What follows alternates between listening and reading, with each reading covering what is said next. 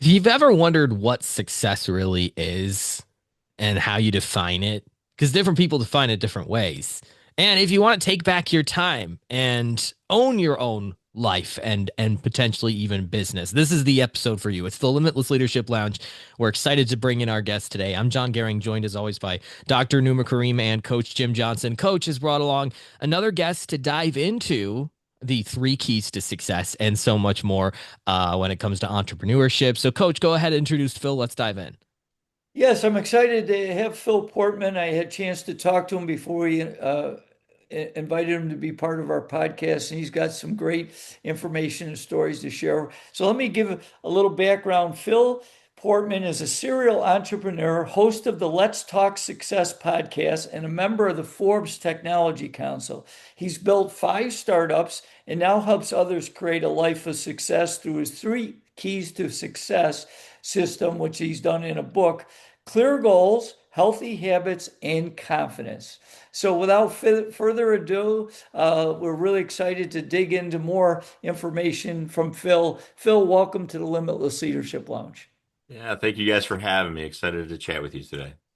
Excellent. So I'm going to dive right in. I know before we hit record, you were sharing some great stories, so we'll get back into that.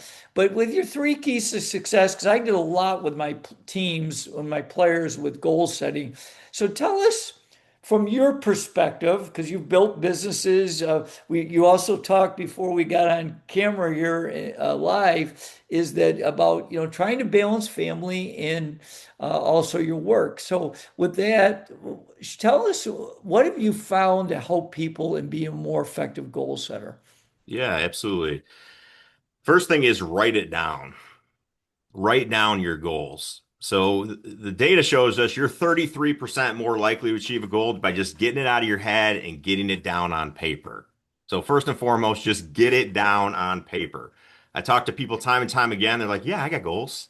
Well, what are they? And then you see them look up and they're thinking, they're processing. It's like, no, let me see those goals. Where are they? Right?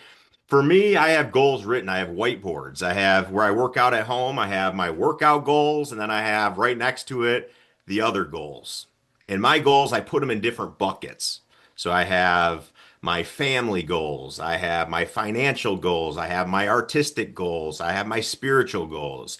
I break them up into buckets because I want to be well balanced. I don't want to be somebody who's just focused on one thing. I'm grabbing this life by the horns and I want to run with it. I want all of it, right? So I'm not limiting myself to one specific goal in one specific category. I want to be a balanced individual. So first thing, write down your goals. The second thing is share it with somebody. If you write down your goals and you share it with somebody, you're now 76% more likely to achieve that goal. But don't just pick anybody, right? Pick somebody who's going to be a good accountability partner with you. Somebody's going to follow up with you. And those are typically the type of people that we want to avoid when setting a goal Hmm. because you know they're going to follow up with you on it. But that's the type of person you want. You want someone that's going to hold you accountable to those goals. All right, I got one more. So, written goal. We've shared it with someone who's going to hold us accountable. And then the last thing is we can visualize ourselves achieving the goal, or we can visualize the steps that it's going to take to achieve that goal. We've broken them down, we've determined the path. And maybe this isn't a goal we're going to achieve tomorrow. Maybe it's one we're going to achieve in a year or 5 years. But we've laid out the paths and we can visualize ourselves achieving it. We are now 140% more likely to achieve that goal. So the three things around it are: first, write it down; second, share it with someone; and then visualize your path to achieving that goal. And you are 140% more likely to achieve it. Hey, I got to just to say, share one thing. I'm a big quote guy, and I used to give my players, so you hit a chord really strong, because I always said with goals, when you think it, ink it. So, Absolutely. Yeah. And I was somebody who years ago would just keep them inside my head. yeah. And then I talk about that whiteboard where I write down goals. I started a business and I wrote down a goal. It'd be nice to hit this number.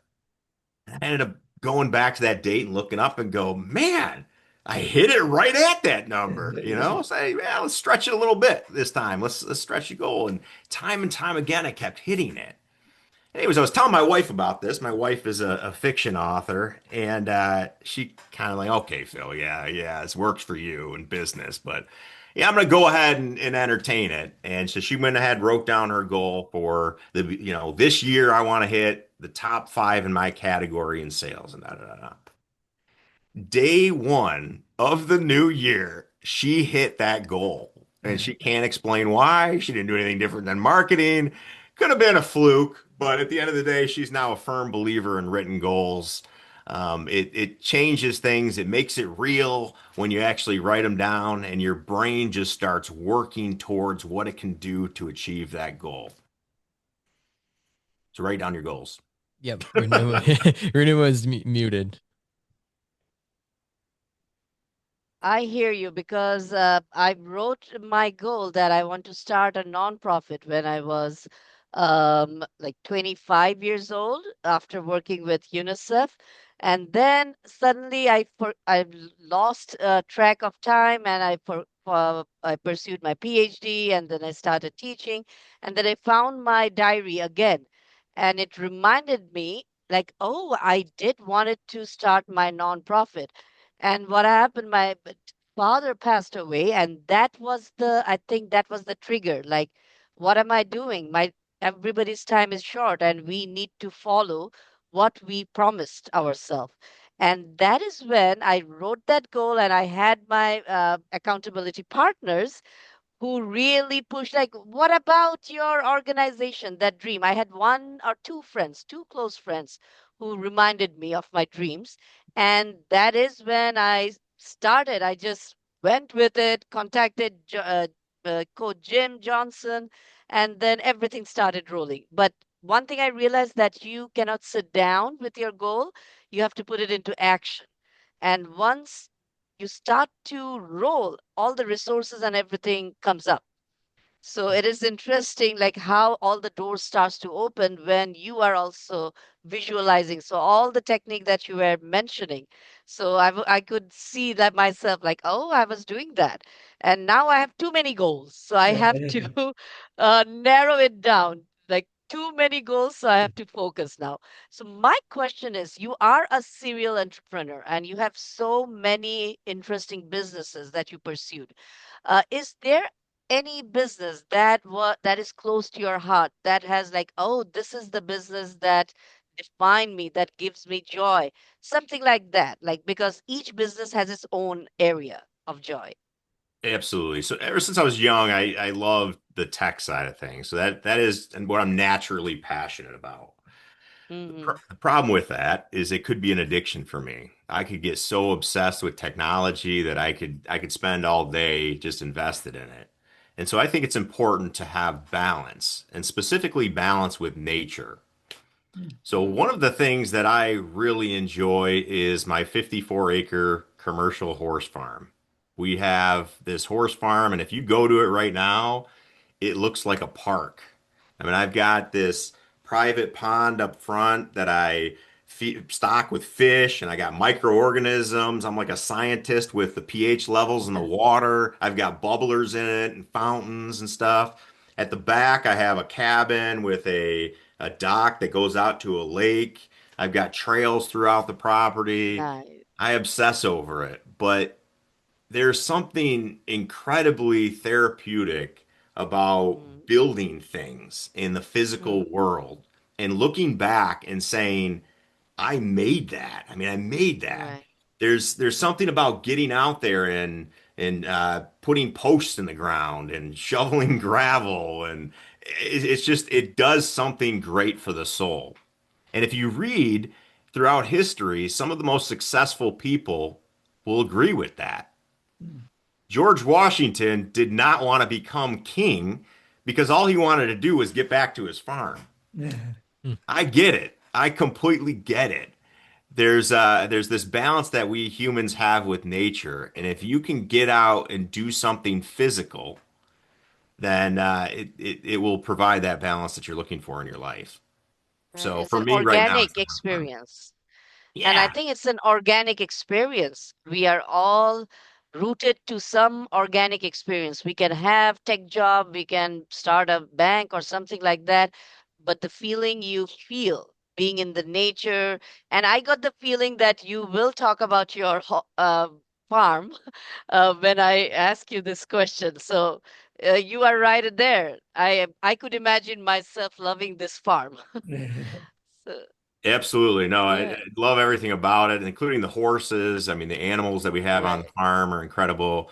Last year, we actually started a nonprofit for special needs children Nice. called Michigan Horse Therapy that runs on the farm as well. And Wow. yeah, it's incredible. So, and the science backs it. I mean, if you look at all of the data, the amount of time that it says to get out, do something outdoors. There's Churchill, I think, used to go out and chop trees or something like that. All Like right. he would just get out and chop a tree just to be out in the woods. But getting out there in nature and doing something physical is something that we humans were meant to do. Yeah, and Right. we Well, talked. excuse me, John, just I know, but really interesting for me, because I'm a big workout person, and so is my wife. But my wife would go outside every day for a walk, and I didn't do much. Like I play tennis, so I play outside. So I'm not. But it's interesting. During COVID, I started to do a walk outside because I want to just get outside more, and it's unbelievable. It's like something is ingrained into me now. I just have a better day when I do a walk outside. You're so right. You hit me hard. Sorry about that, John. I had to share a little bit, but go ahead. Sure. We talked about success, and this is where I think the conversation is going to be so helpful for people because how do you define success? People will also, well, it's not easy. It's not hard to define success, right? I want to hit this certain level. I wrote down my goals, like Phil told me, right? This is how I define success. But success defined the traditional way or the way we're brought up to believe it is might end up having an opposite effect. You told us a story about that before our recording. Tell us a bit about what success used to mean to you and what success means to you now. Yeah, absolutely. And as part of the reason I wrote the book is if you look online, you go on social media, you're told that success looks this way. It's somebody renting chairs inside of a private plane to take a photo session, right? Somebody taking a picture in front of a Lamborghini that they do not own, right? That's success. Buying stuff that you don't want or don't need and giving away your life and time that you have towards buying junk is not an interpretation of success. It's great to have cool things, and it's great if it can buy you the things that you really do want to have in this life. But as you were describing earlier, we were talking about, what success is for most people, it's identifying their purpose. What is your greater purpose in life? We're all going to die. It's inevitable. What is the legacy that you want to leave behind? Is it that you had that cool car, that big house, the fancy jewelry, the fancy clothes? If that's how you want to go down, then great. But most of the successful people that I've found, the money is a byproduct of the purpose-driven life that they have. And so my own story was I grew up one of seven children. We were very poor, raised by a single mother, but that single mother had an incredible work ethic. We were doing paper routes with her in the station wagon in the middle of the night.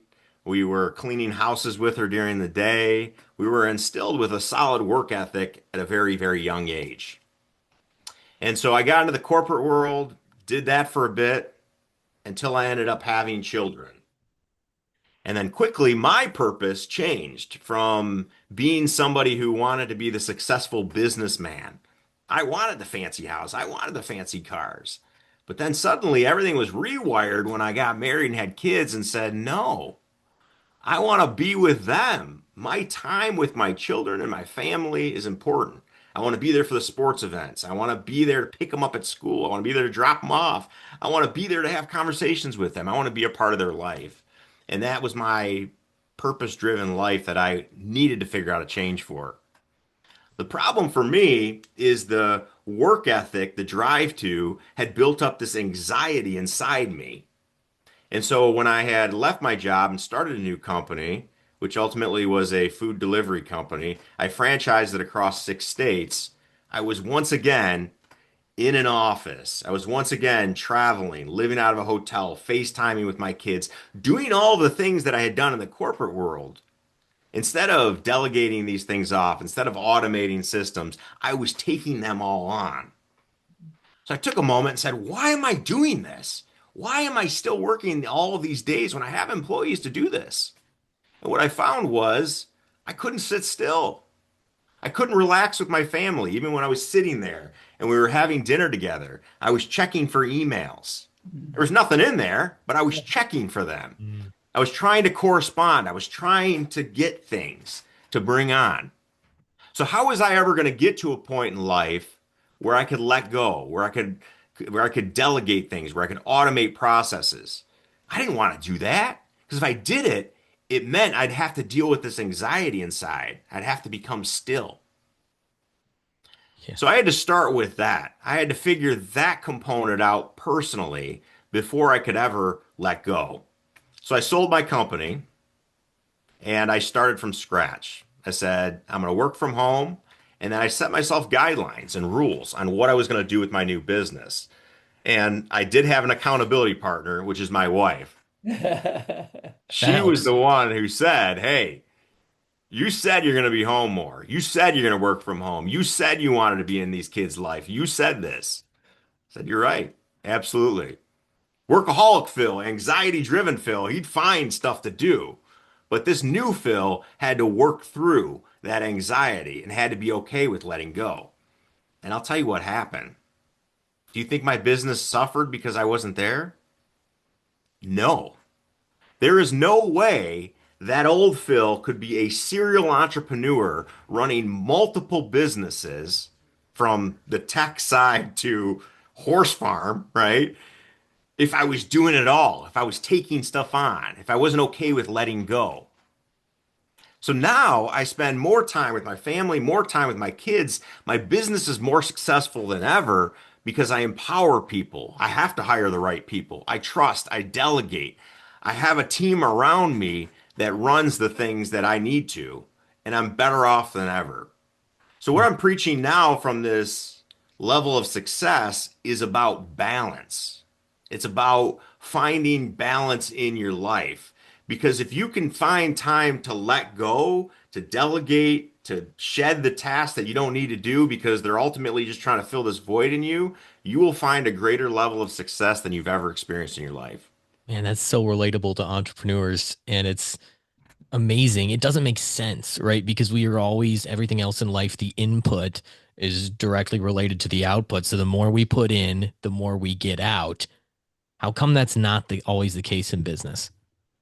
Yeah, you reach different levels, and the things that worked well early on in a startup, which is the hustle and grind mentality, do not work well when you have employees in a business. Mm. The first thing is if you're stuck in the weeds, you miss the bigger picture of what's going on. That's the first thing. The second thing is your brain needs time to process all of the stimuli from the day to come up with intelligent ideas, intelligent direction for the company. If the only time that you're coming up with your ideas are when you're standing in the shower or when your head hits the pillow and you're trying to go to sleep, you probably have a lack of relaxation time, time for your brain to process all the stimulus. You will be more successful if you take time to relax, take time to go for those long walks in nature with your wife. When you do those things, you're giving your brain time to catch up. Instead of just dumping more into it, you're giving it time to process all that stuff. And then when you get back into the work environment, suddenly you're looking at things from a new approach. You have new ideas. You're solving problems that you were stuck on because you had time to do all of that thing. And then the last thing is you're setting a bad precedent for your entire team. So what I would find is on the weekend, I'd be sitting there messaging my employees. What was I telling them they were required to do by doing that? Respond. Work on evenings and weekends and 7 days a week and have that same burnout mentality that I had. Well, that's not the type of organization that I wanted. In my head, it was like, well, I'm messaging them. They can get back to me on Monday. It's no problem. But no, they're saying that, well, the boss is messaging me right now. It's got to be urgent, and I must be working then. And then I looked around. I said, why is my leadership team working the whole weekend, 7 days a week? Well, they're doing it because you did it, you idiot, right? And and then really where it hit home was my son was diagnosed, my oldest son was diagnosed with anxiety disorder. And I that's something I, as you guys described, I was suffering with, right? It was causing me to work so much. And my son, I want him to have a better life. And I said, why on earth does he have anxiety? He doesn't have the businesses. He doesn't have the stress of bills and employees and all that stuff. He's just a kid. What does he have? What does he have is a father who's displaying behaviors, who, although he says something, does a different action. So of course he's going to develop the behaviors of his father. And that was the moment that it became real important for me that you have to figure this out, not just for yourself, but for your employees, the people around you, and most importantly, your family. So Phil, you've talked a lot about team, and I know as a leader and leading teams for many, many years myself, is tell me what's your formula of how you bring on the right people for your team and then how to empower them? Because you mentioned that you had a team, but you early on, at least from what I heard, you didn't empower them very well. So tell us, first of all, how did you bring the right people on, and then that transition, if you're going to scale your business, you got to empower your people. Yeah, you got it. Absolutely. So the first thing I need to be able to trust somebody. Mhm. Different leaders have talked about would you go out to have a beer with them? Mhm. Would you have coffee with them? That's the first thing that I'm looking for in it. They don't need to be aligned with me politically, religiously, or geographically, but they do need to be somebody that I deep down trust. Mhm. There's really only one thing that will absolutely get you fired from working for me, and that is lie to me, break my trust. That's it. I can't. I just it's not something I can deal with. You could have the biggest mistake in the world. You could cost me tens or hundreds of thousands of dollars, which I've had employees do, but they're honest about it. They come out and admit to their mistakes, and we have a level of great communication that we can work through. So the first thing is any relationship, personal or business, has to be founded in trust. It has to be somebody that I deep down trust ultimately. The second thing I'm looking for when I'm hiring somebody is, are they somebody who is actively educating themselves? Mhm. A question that I'll ask is, what's the last book you read and when? And if they say, well, in third grade, I read this book, blah, blah, blah, right? Probably not someone I'm gonna work with. But if there's somebody who can list off a list of books that they're reading actively and they're engaged in continuously educating themselves, that's somebody that I want. Now, let's go over the stats on that real quick, because something that I found through interviewing successful people on my podcast is every single one of them that have achieved levels of success, whether it was in business or nonprofits or whatever it was, I could ask them, what book are you reading? And they could pull it out and tell me. Mhm. The data says, first of all, 42% of college graduates, after they graduate college, will never read a full book again. Wow. 42% will never read a book again. Okay? That's just the average people. Now let's look at the above average. So let's look at the top CEOs in the United States. They read roughly one book a week. One book a week, roughly 52 books a year they're reading. So the question you ask yourself is, do you want to be in the classification of the average American not reading books at all? Well, I get my education online by watching YouTube videos and scrolling through the internet. Or do you want to be one of the top most successful people who actually read books? So I want to know, when I'm interviewing people, are they continuously educating themselves? And then the third thing that I'm looking for specifically in my leadership is, I call it the C solution. I'm looking for people that are finding the C solution. And what I mean by that is, presented with two uh, possible answers to a question, the A, B solution. Mm. None of them are really great, but you got to choose one. I'm looking for somebody who's analyzing that problem and saying, what about this one? What about this answer that's not quite apparent, but would be potentially a better solution for that? And so I'll ask questions in the interview to help facilitate that and see how they can answer to find that C solution out there because I want people who don't feel like they're confined to a box. Mm. Mm. And oftentimes, unfortunately, our education system says you got to do it this way, right? And I'm looking for someone who's saying, well, I know this is the right way, but what if we tried it this way?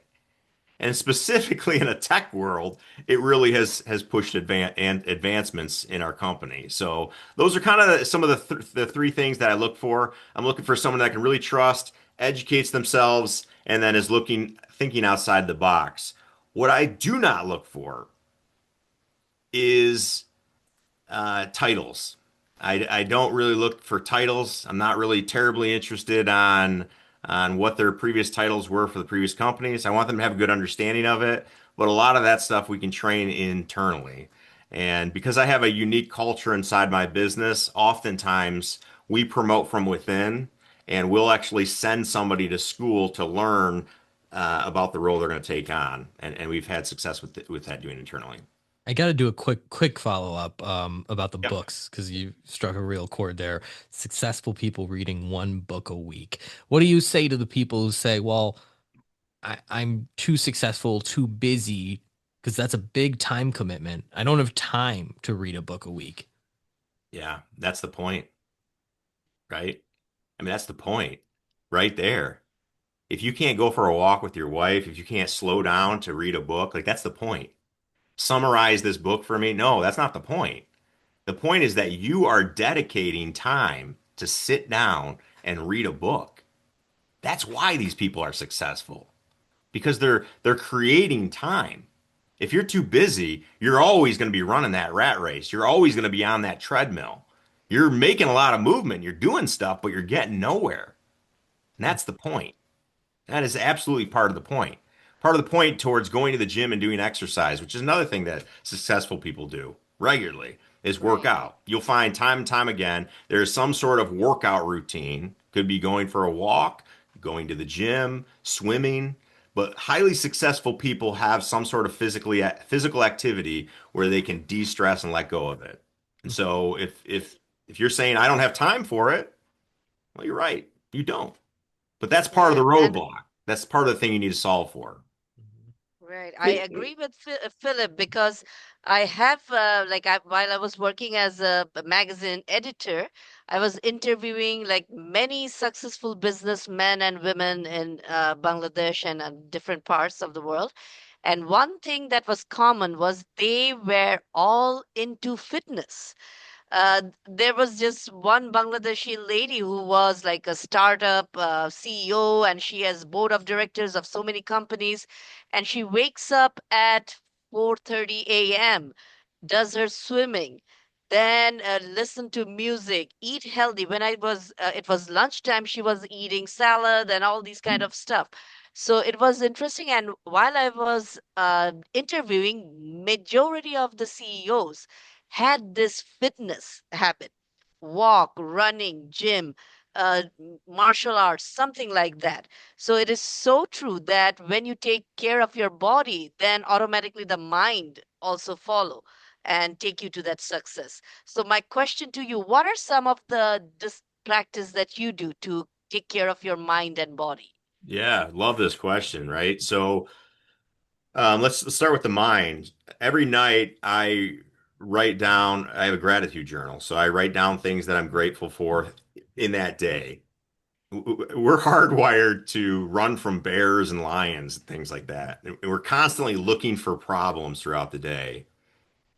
And one of the things that I've learned is you can keep moving up in life and achieve your goals and your dreams, but still be worried about the next thing or still concerned about whether you're going to achieve the next things and focusing on the negative.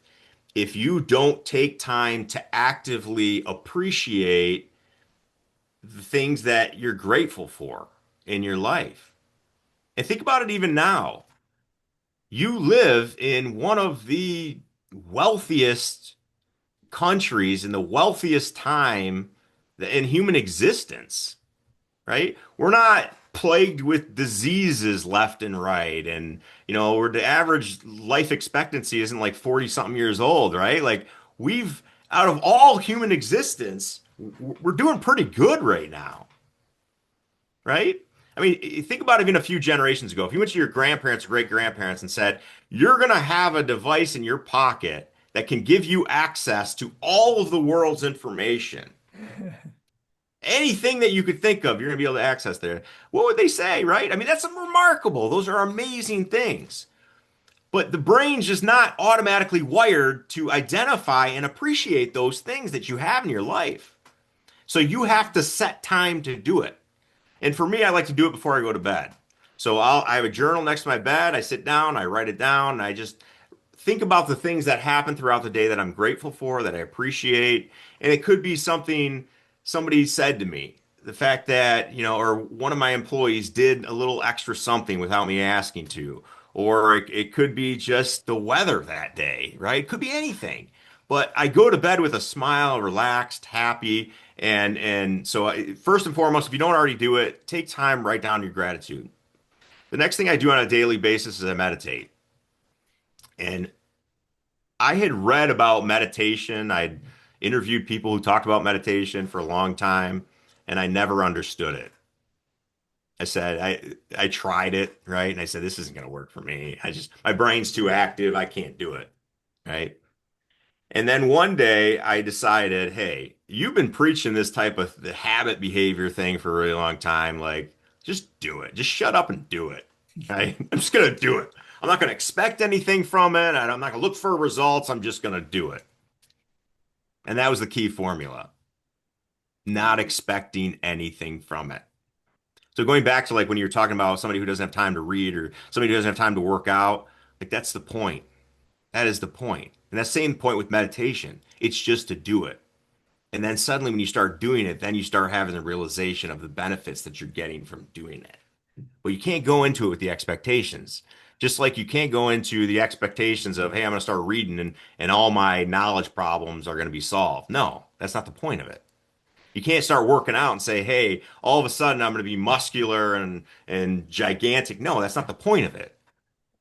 The point of it is to do it. And it's the same thing that I learned with meditation. So practicing meditation. You talked about the daily walks. I do daily walks around my farm. I get out in nature every single day. Doesn't matter if it's cold or rainy. I have to get outside and do walks. As far as physical health, I work out 5 days a week in some fashion. I have 2 days of rest, which are Thursdays and Sundays. I don't know if that's the correct way of doing it, but I've been doing it for a long time. And I work out different areas of my body. My wife and I do some like yoga fitness videos. I think that's more important as I get older because got to stretch out a little bit and kind of stay Mhm. limber. But that's kind of my overview of some of my mind and body exercises. Hey, Phil, I got to ask you this. One of the things you talked about in your book is confidence. And Yeah. that's an important word for all of us. But I'm just going to ask you simply, how do you build confidence? Yeah. So this is an interesting one, and there's several ways to build confidence. But are you guys familiar with Maslow's hierarchy of needs? I mean, you're Yes. pretty educated on this, so I Yeah. think part of that is solved with it. I talk about it in the book a little bit, but building confidence, if you really want your highest level to reach to that peak, some of your Like, base need to be met at the bottom. And confidence building is not necessarily something that you can flip a switch really quickly and fix overnight. It needs to be built up through this pyramid of events. Interesting, we spent a lot of time talking about physical and mental health. Where do those fall on Maslow's hierarchy of needs? Mm. To the very bottom. correct. Yeah. Very important. The Yeah. very bottom are your physiological needs, right? If you are currently not feeling physically healthy, how can you ever be the best version of yourself? Right. Mm. Right? So then we work up to there and we get into like the Right. relationship type, Mhm. type things. If your relationship of the people who have built around you is built on, people who have superficial, um, you know, goals and expectations, and you have superficial relationships with them, and they're not deep, great relationships with people that you love, then how are you going to be the best version of yourself, right? So we keep moving up this pyramid, and then up at the top, we find our true high potential self at the top. Mm. So for me, it's building it from the base up, like you would anything. You would not put a broken house on a poor foundation. And so fortunately, there's steps out there. In my book, we go through a lot of these steps, but it is not an easy thing to do. And so if you pick up my book, don't expect to just read it, throw it in there, and be like, okay, I got it. I know how to do success. No, there's work activities in there that will that you'll be required to do. Something I do Yeah, want and to. yeah, and I would like to add one thing that I have found out that the confidence building also happen when you are continuing to make a lot of decisions. Sometimes you fail, sometimes you succeed, but you don't give up. So more and more decision making, taking steps. So now, like in that, everybody tells me that you are too confident to go and to take these challenges all the time. You're jumping into Yeah. different challenges. But one thing is like I always have that what what's worse that could happen? What worse that could happen? And life is a journey, so we can take those steps. And I always tell myself like I will figure it out. So in a way, like I have gone through so many experiences, failures, and all these kind of thing, but that also built confidence. Like failure did not Yeah. scare me, so I think those kind of experience, and definitely as you have mentioned, when you have your basic levels taken care of, then you have that confidence to take that next level jump. Like I can do that. Absolutely. So So in my book, I talk about putting on a hat of confidence, right? Is kind of what you're mm, doing, right? And right, we're all hit with this imposter syndrome that tells you can't do that. And you even have family members around you who, oh yeah, right? I mean, they're looking yeah, out for your best interest, to be honest, but they're saying right, we can't do that. You can't do that because I never did that, right? Mm. You can't mm, do that. true, I love the quote Steve Jobs said. He said, everything around you, everything that you call life, was made up by people who were no smarter than you. Mm, mm, All of it, the bridges, the buildings, all that stuff. But they had one thing. They had this belief that they were going to go out and do it. mm, mm, And you're not unique in your thoughts of I can't do this, that imposter right, syndrome, or I'm not educated enough, or I don't have this, or I don't have that. We all have that. That's not mm, unique. The uniqueness in the successful people is in spite of that, they still do it. They still say what you said, which is I'll figure it out. mm, Oh my God, that's a great phrase. Instead of saying no, I can't do that, I'll figure it out. And that is the difference maker time and time again from successful people. I do want to add something in here. So my wife, if you would look at my wife, she's not a I'm not going to say timid person, but she's kind of a quieter person. She's just an introvert. Like that's how she is. She's without a doubt one of the smartest people I know. And if when I used to flip houses and do stuff like that, I'd have her read the builder's manual, and she went and took and got my builder's license, right? Before I went to Mexico, I spent the whole time learning Spanish, barely knew anything. 5 days in, after knowing no Spanish, she's ordering off the menus and all that stuff in Spanish. I mean, she's just very, very intelligent. But in a conversation where somebody doesn't know what they're talking about and they're talking to her, she'll be passively educating them. But if you looked at that conversation, you'd be like, well, maybe she's like, oh, you're probably right. And she kind of walks away and she kind of looks at it like, yeah, you may be right, right? And so oftentimes you look at that and you say, well, if only they had the confidence around it. Well, the Dunning-Kruger effect is an example with that. And that's when people with Low ability overestimate their competence, while highly skilled people underestimate theirs. And so you could, in your circumstance, be victim of the Dunning-Kruger effect by underestimating yours. And it's really the more you know, the more you understand what you don't know. And that can play on some confidence too. And I've seen some highly successful, highly educated people lacking confidence because the more they get into a subject, the more they realize, oh my God, there's so much I don't know about this. How could I possibly be an expert? And so understand that you are uniquely amazing individual. If you put on this air of confidence and change the mindset from, I don't know, I'm not qualified or whatever, and change it to, I'm going to figure this out. I may not have the answers right now, but I'll figure it out. I mean, look at some of the businesses that started in garages. Do you ever see what Apple looked like? The first Apple, it was like this wooden box with wires hanging out of it, right?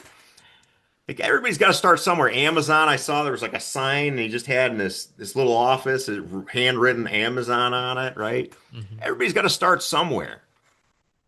You got to put one foot in front of the other and achieve your goals. But put on that hat of confidence, like you're saying, and say, "I'll figure it out." Yeah. Absolutely. Yeah, I think for entrepreneurs, one thing, and this will be my final question for you, Phil, is just that persistence to follow through. That's what I've noticed is like the biggest difference between successful and not successful entrepreneurs is the successful ones follow through. The unsuccessful ones say, well, I'm the idea guy. And they come up with all the ideas in the world, and they're not even bad ideas. That's not the problem. The problem is, in my mind, idea guys are pretty useless. They're worthless if they don't actually follow through. Chat GPT can give you some great ideas too. So tell us a little bit about what you've done to ensure that you follow through with all those promises that you're making to yourself or all those ideas that you're generating that has led to your success today. Yeah, absolutely. So I've heard people in the past say, like, well, I got this great idea, but I don't want to discuss it with you until we sign an NDA or whatever. I don't want someone to steal this idea, or I've had this idea for years. I don't want someone to steal it. Let me tell you right now, the value is not in the idea. The value is in bringing it to life. And somebody who has started multiple businesses, I can tell you the reason why is there's so much more work in bringing that idea to life than just having that idea. So, yeah, absolutely. Putting one foot in front of the other is incredibly important. And I've started businesses that like the food delivery business or TechStrip, which does business texting, and they're not original.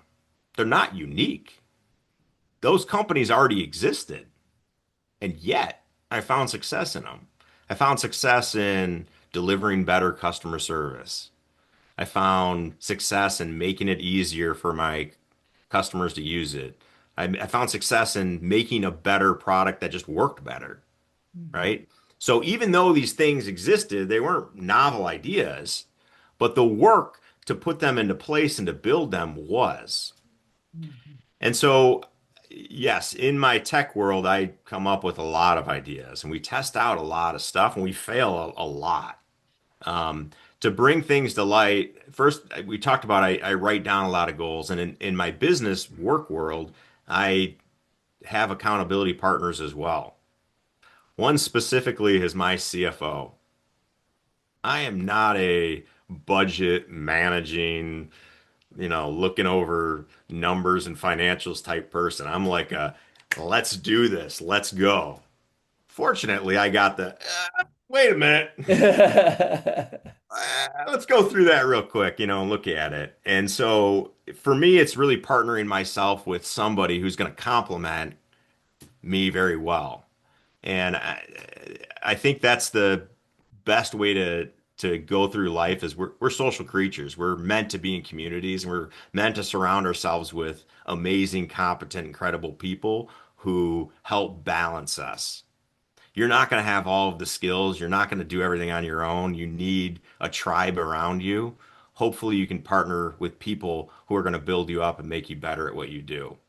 And that's ultimately one of the greatest reasons for my success is that I have people who help keep me on track, keep me in line, keep me in budget, right? And I've got some amazing people that have helped me do that.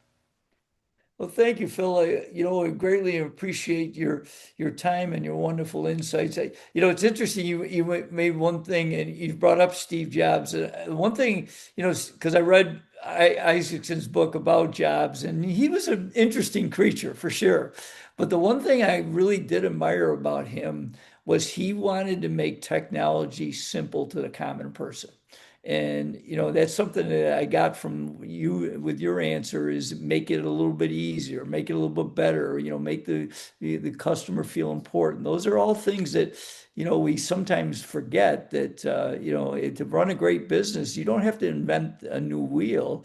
You just got to do that wheel better. So thank you so much, Phil. I look forward to continuing our conversation and admire what you're doing. And maybe someday I'll get a chance to be on that horse farm. So Yeah, absolutely. Anytime you're in Michigan, come on out. yeah. Phil, tell us too where we can get your book and where we can learn more about what you do. Yeah, absolutely. So the book is Three Keys to Success with Phil Portman. If you go to philportman.com, you can order the book directly from the website. You can also follow me on any of the social media platforms. Just look up Phil Portman. I will engage with you directly. So if you want to shoot me a message on any one of them, you got any questions, you want to throw out ideas, I love working with entrepreneurs. It's people that can create new things, new opportunities for people. I'm passionate about it. So if you're into entrepreneurship or into success in life in general, shoot me a message. Tell me what you got going on. Love to hear from you. And go to philportman.com.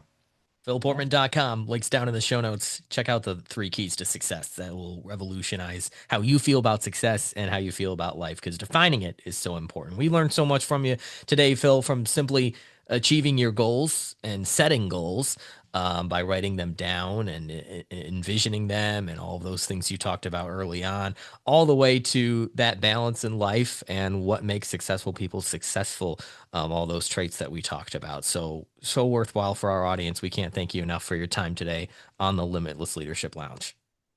Thank you so much.